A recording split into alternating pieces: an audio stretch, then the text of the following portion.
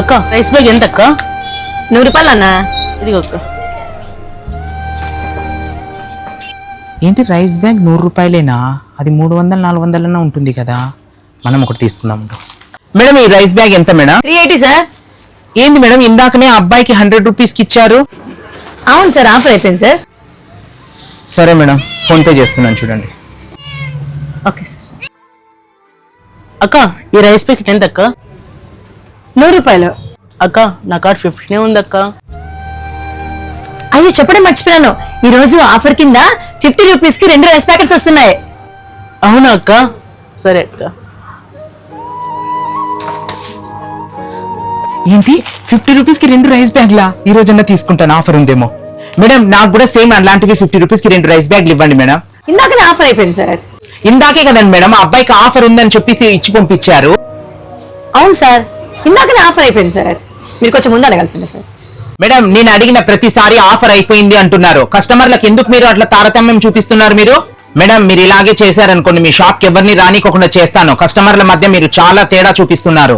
అయ్యో సార్, మీరు తప్పుగా అనుకోకండి సార్. అసలు ఏం జరిగిందో నేను చెప్పేది వినండి. 4 నెలల నుంచి బాడీకి ఇమ్మంటే తమాషా చేస్తున్నారా ఏమన్నా మీరు? సార్ కొన్ని రోజులు నాకు ఆరోగ్యం బాగాలేక బిజినెస్ చాలా డల్గా ఉంది సార్. ఈ నెల కట్టలేను, రేపు నెల ఎట్లా మీకు ఇచ్చేస్తాను సార్ డబ్బులు. నేను పనికి పోదాం అనుకుంటే వయసులో చిన్నపిల్లలని ఎవరు పనిలో పెట్టుకోవడం లేదన్నా. ఈ నెల ఒక్కటి చూస్తా చూడు, లేకపోతే మిషన్లు ఎత్తుకొని పోతా తమాషా చేద్దండి. అలా వాళ్ళకు ఆరోగ్య సమస్యలు, ఆర్థిక ఇబ్బందులు కూడా ఉన్నాయి. అబ్బాయి రోజు నా షాప్కి వస్తాడు. ఎప్పుడైనా ఫ్రీగా అడుగుతుంటానేమో చూస్తున్నాను, కానీ ఎప్పుడూ అడగడు. అంత ఆత్మాభిమానం ఆ పిల్లోడికి. అందుకే నేనే ధరలు తగ్గించి ఏదో ఒక రూపంలో సహాయం చేస్తున్నాను. నేను చేసిన తప్పైతే నన్ను క్షమించండి. వాళ్ళకి లేదు కాబట్టి ఏదో హెల్ప్ చేస్తున్నాను అంతే. నన్ను క్షమించండి మేడం, మీ గురించి నేను చాలా తప్పుగా అనుకున్నాను. సొంత మనుషుల గురించి కూడా ఇంతగా ఆలోచించారు కదండి మేడం. మీరు అలాంటిది పరాయి వాళ్ళ గురించి ఇంత ఆలోచిస్తున్నారు. మీరు చాలా గ్రేట్ మేడం. మిమ్మల్ని ఇన్స్పిరేషన్ గా తీసుకొని నేను కూడా ఎవరికైనా సహాయం చేయాలనుకుంటున్నాను.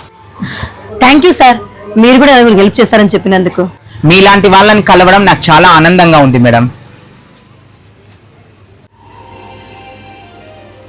ఉన్నవారు లేని వారికి సహాయం చేస్తే ప్రపంచంలో అసలు లేనివారంటూ ఉంటారు కదా. వీడియో మీద మీ అభిప్రాయాన్ని కింద కామెంట్ బాక్స్ లో కామెంట్ చేయండి. అలాగే మహితా తెలుగమ్మ యూట్యూబ్ ఛానల్ ని ఫాలో కండి.